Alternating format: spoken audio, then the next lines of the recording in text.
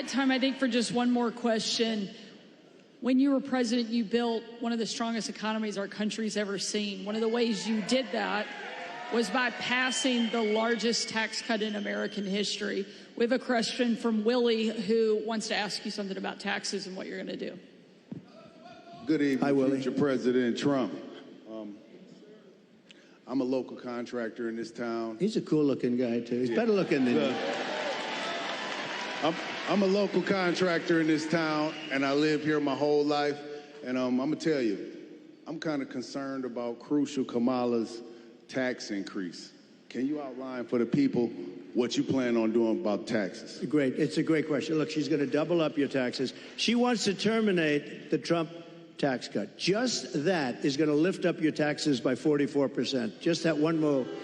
And remember, I have it so that, like, if you're a farmer or a small businessman, you have no inheritance tax. They're going to give that up. They're going to give everything. You know, a lot of people don't realize, a lot of people didn't talk about it, but if you have a small business, if you have a farm someplace, a lot of farmers, they have beautiful land, but they don't have the cash, and they leave it to their children, and they're so proud of their children, and the children end up going bankrupt because they have to borrow money to pay off the estate tax. There is no estate tax, and that's something that nobody even talks about, but that's helped. That's saved a lot of families from having to sell their farm or losing their farm. But she's got one thing that's incredible, an unrealized capital gain tax. That will drive every business out of the United States. So what that is I don't know how they can possibly administer. The only ones that are going to make money are appraisers and accountants. So they're taking a business, might have not a lot of money, but it might have great land, and they're valuing it. And what was it this year compared to next year? You got to put down a value, and then you got to go out and you have to pay tax, even though you haven't sold anything. It's the craziest thing I've ever heard. And I don't know how any rich person or any person that's in business can even think of supporting her. It's the craziest thing I've ever heard. So, and they're going to raise the capital gains tax, Willie, a lot. Now, as far as regular, people are going to have to pay a lot more tax. Your taxes, she said, 70 to 80%. Some people will pay 70, 80%. You have to understand, a lot of these people are international business people. A lot of these companies are international. They don't care if they're here or someplace else. They go for the best deal. They go for their shareholders. If they raise the taxes like that, they go to other countries. You know who got a lot of our companies is Ireland. Years ago, they took our pharmaceutical industry because they gave them a better deal. They will leave our country. They will leave all those jobs that we created. And I want people to pay fair taxes and all of that. But she's going to be raising your taxes to 50, 60, 70%. And it's not sustainable. And even for the companies, if they have to pay too much, they're going to leave the country and you're not going to have any jobs. So we have to be very, very careful about it. We have to be very, very careful. And I have to tell you that this has really been an honor. This will be the most fun of any state because we're going to bring back an industry that you can do it. You know, we're going to bring back an industry. And mark my words, if for some reason some tragedy happens, because it would be a tragedy beyond the auto business for the whole country, I really believe that. If a tragedy happens and we don't win, there will be 0 car jobs, manufacturing jobs. It will all be out of here. And that includes South Carolina. That includes other places that are competitors of yours. You won't be making cars here anymore. You won't be making anything in our country anymore.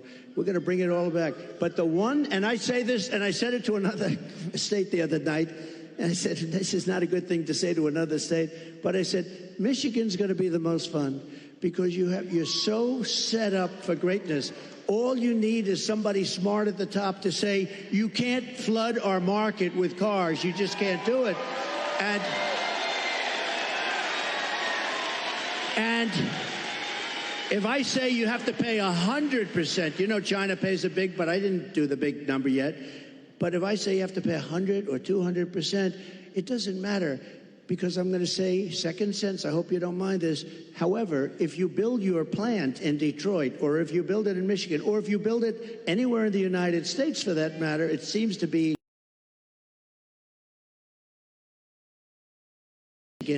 And I'm saying, you know, this story's getting a little bit long because I'm talking about Michigan. I happen to be in another state, but everybody loved it because they know you. You're recognized for this.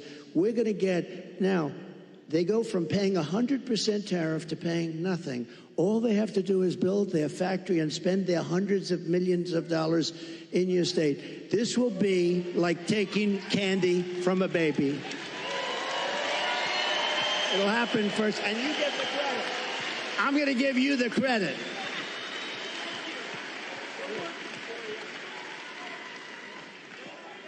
Well, I don't think there's any question that America was better off under Donald Trump.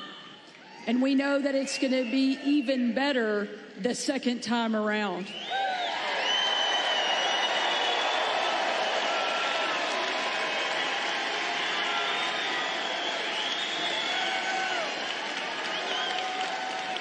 Before tonight, I knew you were going to win the presidency. I had no doubt.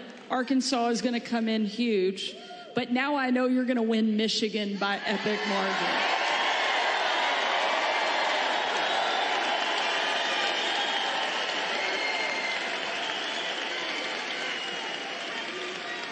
Ladies and gentlemen, we need you to show up. We need you to vote because the future of my kids, your kids, our grandkids depends on whether or not Donald Trump goes back into the White House, and I know you're not going to let us down.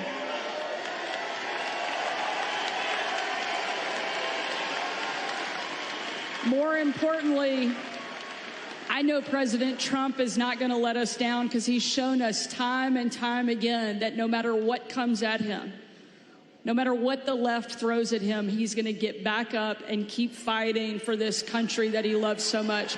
Thank you, Mr. President.